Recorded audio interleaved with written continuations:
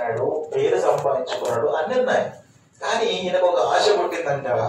ఏమి ఏమి యేసును చూడాలా, యేసుక్రీస్తు ప్రభువారిని ఏం చేయాలా, చూడాలనుకున్నాడు. కానీ చూడడానికి ఈయనకున్న బలహీనత ఏంటి చెప్పండి? పొట్టివాడు. పొట్టితనం దేన్ని సూచిస్తుంది? పాపానికి అది సింబాలిక్ కావాలి. పొట్టితనము, గుండితనము, అవివేకం ఇవన్నీ దేన్ని సూచిస్తాయి? పాపములకు గుర్తులు. కాబట్టి పాపం వలన లేక దేవుని చూడలేనటువంటి వాడుగా ఉన్నాడు, దేవుని నామాన్ని ఎత్తలేని వాడుగా ఉన్నాడు. అందుకే ఇప్పుడు ఎట్లా చేసి ఆయన ఆశ తీర్చుకోవాలా ఏమనుకున్నాడు చూడండి. ఒక మనిషి దేవుని యొక్క దర్శన భాగ్యం పొందాలని ఆశపడుతున్నాడు. ఎప్పుడైనా దేవుడు అలాంటి వారిని త్రోసివేసేవాడు కాదు. దేవుని దగ్గరకు ఆశగా వచ్చేవాళ్ళని దేవుడు గెంటి వేసేవాడు కాదు. ఆయన తిరస్కరించేవాడు కాదు. ఈయన ధనవంతుడై ఉండొచ్చు, ఈయన పాపి అయి ఉండొచ్చు, దుర్మార్గుడై ఉండొచ్చు. కానీ నా మనసులో ఏం పుట్టిందంటే యేసు అనే రక్షకుడిని చూడాలా. అయ్యా, ఈయన గురించి అందరూ మాట్లాడుకుంటున్నారు, ఈయన చాలా గొప్పవాడని, అద్భుతాలు చేస్తాడని, ఆశ్చర్యకార్యాలు చేస్తాడని అందరు ఈయన గురించి చెప్పుకుంటున్నారు. ఈయన నెట్ చేసి ఒకసారి చూడాలి, ఎలాగో మా ఏరియాకి వచ్చాడని చెప్పేసి వెంటనే పోయి ఎక్కడెక్కినాడు? మేడి చెట్టు ఎక్కుతా వచ్చినాడు. మేడి చెట్టు ఎక్కి ఈయన పైన అబ్జర్వ్ చేస్తా ఉన్నాడు. చూడండి ఒక మాట అక్కడ ఏముందంటే, అప్పుడు యేసు ఆ త్రోవన రాయండి కనుక అతడు ముందుగా పరిగెత్తి ఆయన చూసినప్పుడు ఒక మేడి చెట్టు ఎక్కాను. యేసు ఆ చోటికి వచ్చినప్పుడు కనులెత్తి చూచి, జక్కయ్య త్వరగా దిగుము, నేడు నేను నీ ఇంట ఉండవలసి. చూడండి, యేసు ప్రభు ఎవరి ఇంటి కాడుంటే వాళ్ళకి ఆశీర్వాదం. యేసు ప్రభు నీ ఇంట్లో ఉన్నాడా, నీకు ఆశీర్వాదం. ఆ దినాల్లో మందసము ఉభయదేవం ఇంట్లో ఉండదంట. ఆయన ఆస్తి అంతా విస్తరించింది. ఆయన గొడ్డు, గోద, ఒంటెలు అన్ని విస్తరిస్తున్నాయి. యేసు ప్రభు యొక్క ఎగ్జిస్టెన్స్ ఎవరింట్లో ఉంటుందో, యేసు ప్రభు యొక్క ఆత్మ ఎవరింట్లో బస చేస్తుందో వారి ఇల్లు దీవించబడుతుంది. కొన్నిసార్లు ఏం జరుగుతూ ఉంటదంటే, మన యొక్క దుష్టత్వాన్ని బట్టి, మనలో ఉండే కఠినత్వాన్ని బట్టి యేసు ప్రభు మన ఇంట్లోకి వెళ్ళి బయటికి వెళ్ళిపోతా ఉంటాడు. మనకు పరేషాన్ జీవితం ఉంటది, కలవరం వచ్చేస్తుంది. యేసు ప్రభు నీ ఇంట్లో ఉంటే నీకు నెమ్మది, నీకు ఆశీర్వాదము. యేసు ప్రభు నీ ఇంట్లో బస చేస్తే నీకు రక్షణ, నీకు ఆశీర్వాదము, నీకు దీవెన, నీకు సమస్తం ఇచ్చేవాడు. యేసు ప్రభు నీ ఇంట్లో ఉండాలంటే ఏం చేయాలా? ఏం చేయాలా? యేసు ప్రభు నీ ఇంట్లో ఉండాలంటే నీలో ఉండే దుష్టత్వాన్ని ఖాళీ చేయాలా? నీలో ఉండేటువంటి అబద్ధాన్ని, అసత్య జీవితాన్ని, మోసాన్ని నువ్వు ఖాళీ చేయాలా? లేకుంటే యేసు ప్రభు ఎక్కడ ఉండడు? యేసు క్రీస్తు ప్రభు దుష్టత్వం ఉన్న చోట ఆయన ఉండడు, అపవిత్రత ఉన్న చోట ఉండడు, కపటం ఉన్న చోట ఉండడు, ద్వేషం ఉన్న చోట ఆయన ఉండడు. ఆయన నివాసం చేయాలంటే ఒక మాట నిర్గమకాండంలో మీకు అర్థమయ్యే భాషలో చెప్తా. 25వ అధ్యాయం నిర్గమకాండం చదవండి. ఒక మాట నిర్గమకాండము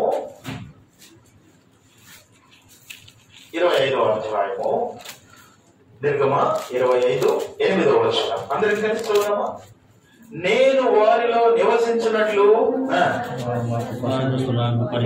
నేను వారిలో నివసించాలంటే ఏం చేయాలా? పరిశుద్ధ స్థలం అంటే ఏంటిది? పరిశుద్ధ స్థలం అంటే ఏంటిది?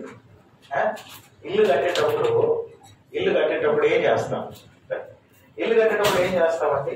ఇదిగో జోయల్ బ్రదర్ ఇల్లు కట్టుకున్నాడు, తాపస్ అన్న ఇల్లు కట్టుకున్నాడు. జిగ్జాగ్గా ఉండింది ఇల్లు, స్థలం అంతా జిగ్జాగ్గా, ఎత్తులు, పల్లాలు, వంపలు, తుమ్మలు, తుప్పలు అన్నీ ఉన్నాయి. మొట్టమొదటి ఏం చేసినారు? దీన్ని సరాళం చేసినారు, దీన్ని క్లీన్ చేసినారు. ఆ తర్వాత ముగ్గు పోసినారు, పాస్టర్ గారిని పిలిచినారు, ప్రార్థన చేయించినారు. ఇట్లా నిర్మాణం ఎట్లా జరిగింది? అందుకే యేసుక్రీస్తు ప్రభు వారు ఒక ఆత్మీయ ఇంటిని కట్టాలంటే మొట్టమొదటి ఖాళీ చేయాల్సింది, క్లీన్ చేయాల్సింది ఏంటి? దేన్ని ఖాళీ చేయాలా?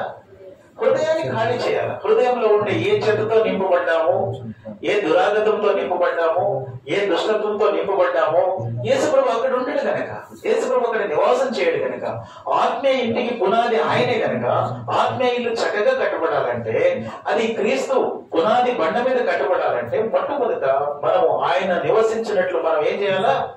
పరిశుద్ధ స్థలాన్ని. ఇప్పుడు అందుకే ఇక్కడ ఏం చెప్తుంటున్నాడంటే, ఏం జ్ఞాపకం చేయబడుతున్నదంటే, యేసుక్రీస్తు ప్రభు వారు నీలో ఉండాలన్నా, నీతో నివాసం చేయాలన్నా, నీ ఇంట్లో బస చేయాలన్నా నీలో ఏముండాలి? పరిశుద్ధత. ఏముండాలండి? పరిశుద్ధత. యేసు ప్రభు నీ ఇంట్లో ఉంటే నీకు ఆశీర్వాదం. మళ్ళీ నేను ఉదయకాలం చెప్పినాను, ఒక వ్యక్తి ఫిజికల్ గా ఆస్తులు కలిగి ఉండటము ఆశీర్వాదం అనబడదండి. మీరు మళ్ళీ I'm reminding again and again. అంటే ఇల్లు కలిగటము, లేకుంటే పైసలు కలిగటము, ఆస్తులు, వెండి బంగారాలు కలిగటం, ఇది ఆత్మ సంబంధమైన ఆశీర్వాదము కోవలోకి రాదన్నమాట. ఏమొస్తుంది? ఆత్మ సంబంధమైన ఆశీర్వాదం అంటే ఆత్మీయ దర్శన శక్తిని పొంది ప్రభువుతో అత్యంత సాన్నిహిత సంబంధం కలిగి ప్రభు పిలవగానే ఆయన పలికేంతటువంటి సాన్నిహిత్యం కలిగి ఉంటుంది. ఇప్పుడు ఇక్కడ ఒక మాట ఏం చెప్తున్నానంటే, యేసు ప్రభు నీలో బస చేయాలంటే నువ్వేం చేయాలా?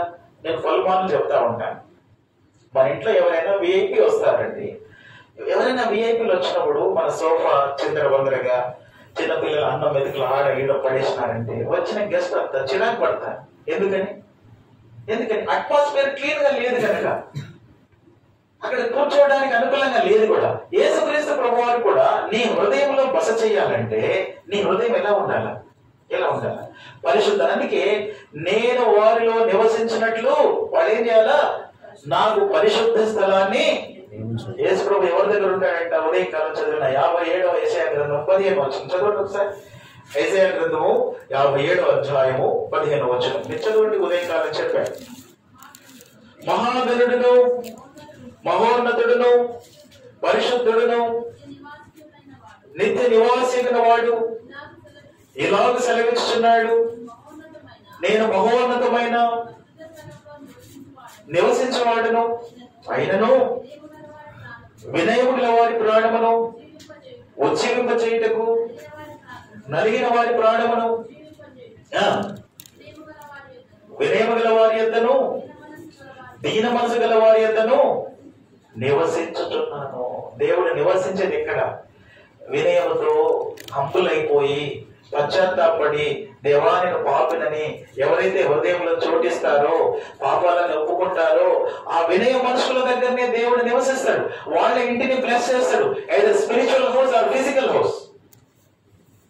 ఎట్లనైనా నువ్వు బ్లెస్ కావాలంటే నీ హృదయం పరిశుద్ధంగా ఉండాలి. ఉండి తీరాల్సిందే. యేసు ప్రభువు నీ ఇంట్లో ఉండాలంటే మనం చెప్పకుండా వెళ్ళిపోతున్నాం. ఎప్పుడైతే దుష్టత్వం వస్తుందో, ఎప్పుడైతే దురాగతం మనలో ఉంటుందో, ఎప్పుడైతే హృదయ కాఠిన్యంతో మనం నింపబడతామో, అసూయతో ద్వేషంతో నింపబడతామో, దేవుడు అక్కడ ఉండడు. బైబిల్లో ఉంది, దుష్టత్వమును చూసి కీర్తనకారుడు రాస్తాడు, దుష్టత్వమును చూసి ఆయన ఆనందించే దేవుడు కాదు. మనుషులు ఆనందిస్తారు దుష్టత్వాన్ని బట్టి, గర్వాన్ని బట్టి అతిశయపడతా ఉంటారు, కానీ దేవుడు అలా చేయడు. కాబట్టి ఇప్పుడు ఏం చేయాలి? జక్కయ్య త్వరగా దిగుము, నేను నీ ఇంట్లో బస చేయవలసి. అరే ఈయన పాపే కదా. అందరికి ఆబ్జెక్షన్ వచ్చింది. మరి నాయన, ఈ అత్యధిక పాపం చేసిన మనిషి ఈయనేమో దేవుని కుమారుడంట, ఈ పాపైన మనిషి ఇంటికి పోతాడంట. ఎవరింటికి పోతాడంట? యేసుప్రభు అన్నాడు, నేను పాపులనే పిలవచ్చింది కానీ నీతిమంతులను పిలువ. ఇప్పుడు జక్కయ్య లాంటి వాళ్ళు యేసుప్రభు కావాలి. ఇప్పుడు జక్కయ్య లోపడుతున్నాడా లేదా అనేది ప్రైమరీ థింగ్ అన్నమాట. ఆయన పాపే, లోకమంతా పాపంలోనే ఉన్నది కనుక ఏ మనుషుడు లోపడుతున్నాడో, ఏ మనుషుడు దేవుని అంగీకరిస్తాడో అది చాలా ఇంపార్టెంట్ థింగ్. ఇప్పుడు జక్కయ్య ఆశపడుతున్నాడు, మేడి చెట్టు మీద ఎక్కినాడు, కొట్టివాడు, అది పాపానికి సింబాలిక్ గా ఉంది, దేవుడు చూడలేకపోయినాడు. ఇప్పుడు యేసు ప్రభువుని చూడకోరి మేడి చెట్టు ఎక్కినాడు. జక్కయ్య నువ్వు త్వరగా దిగుము, నేను నీ ఇంట ఉండవలసి. దేవుడు ఒకరి ఇంట్లో ఉండాలంటే ఆ ఇల్లు పరిశుద్ధంగా ఉండాలి. మరి జక్కయ్య ఇల్లు క్లీన్ గా ఉందా? లేదండి. ఎందుకే చెప్తున్నా, ఇప్పుడు ఏం చెప్తుంది ఇక్కడ పరిస్థితి అంటే, అక్కడ అన్నాడు, అతడు త్వరగా దిగి సంతోషముతో ఆయనను అతడు త్వరగా దిగి సంతోషముతో, ఎవరు యేసు ప్రభువును సంతోషముతో చేర్చుకుంటారో వారి జీవితాలకు దేవుడు వెలుగుగా ఉన్నాడు. ఏమి ఆ తర్వాత ఏం రాసినాడు తెలుసా? అందరది చూచి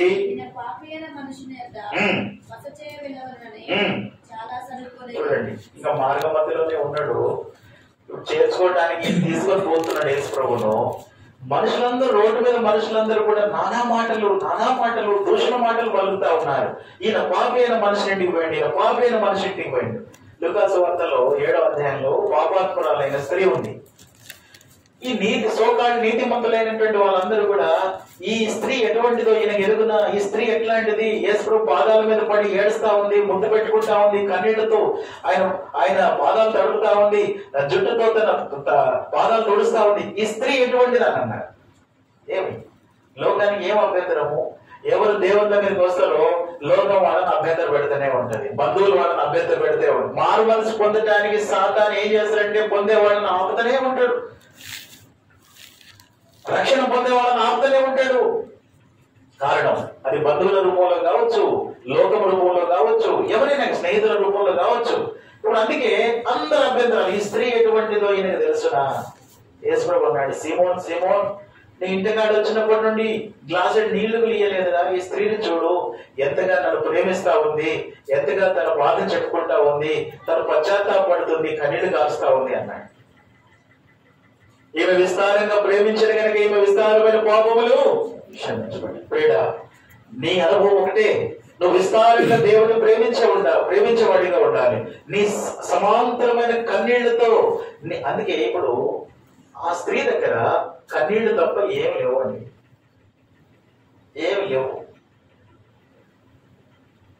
తన దగ్గర ఉన్న అత్తరో ఏదుంటే అది మొత్తం ఖాళీ చేసి, దేవా నీ పాద పూజ చేసుకోవడానికి అరుగురాలని నేను, ఇంకింతకంటే నాకు ఏం అతిశయం లేదు అని పూర్తిగా యేసుప్రభు పాదాల దగ్గర సరెండర్ అయిపోయింది. అందుకే యేసుప్రభు ఒక స్టేట్మెంట్ ఇచ్చినాడు, ఈమె విస్తారంగా ప్రేమించింది గనక ఈమె విస్తారమైన పాపాలు, కాబట్టి విస్తారమైన పాపాలు క్షమించబడ్డాయి, కాబట్టి విస్తారమైనటువంటి ఆశీర్వాదం ఆమెకు దొరుకుతుంది. No doubt at all. ఒక వ్యక్తి దేవుడు విస్తారంగా ప్రేమిస్తే దేవుడు అంతే విస్తారంగా ఆశీర్వాదాలు ఇస్తాడండి. ఆయన తక్కువ చేసేవాడు కాదు, నీకు తక్కువ చూసేవాడు కాదు. నువ్వు ఎంత ప్రేమిస్తావో అంతకంటే నీకు విస్తారంగా ఇచ్చావు. కాబట్టి జ్ఞాపకం చేస్తున్న మాట ఏంటంటే, ఈరోజు చాలా సడుగుతా ఉన్నారు, నిన్ను బట్టి యేసుప్రభు దగ్గర మందిరానికి పోతా ఉంటే రోడ్డు పైన నిల్చుండి, ఈ మనుషుడు అండి మందిరానికి పోతున్నా కానీ చాలా మంది సరుకుంటా ఉండొచ్చు లేరా, ఈయన ఏం క్యారెక్టర్ అండి, తెల్లారులేసి అబద్ధాలు ఆడతాడండి, చాలా మంది క్రైస్తవుల గురించి ఏం కామెంట్ ఉంటుంది బయట తెలుసా మీకు? వాళ్ళ అండి మొత్తం లోకమేనండి, మొత్తం జులుమండి, కేవలం మందిరం పోతేనే అట్లా భక్తి ఉంటారండి, బయటకు వచ్చిన తర్వాత లోకమే. ఎంతమంది యేసు ప్రభు నామము దూషణకు కారణమైన క్రైస్తవులు ఉన్నారు లోకముల? మస్తు మంది అండి. పైనే గొర్రె వేషము, లోపలంతా తోడిండే. ఒకరిద్దరు కాదండి, 90% క్రిస్టియన్స్ అంతా కూడా ఇదే భావోద్వంతో బతికేస్తాము. ఎట్లా చేద్దామని ఎవరు మారుస్తారు?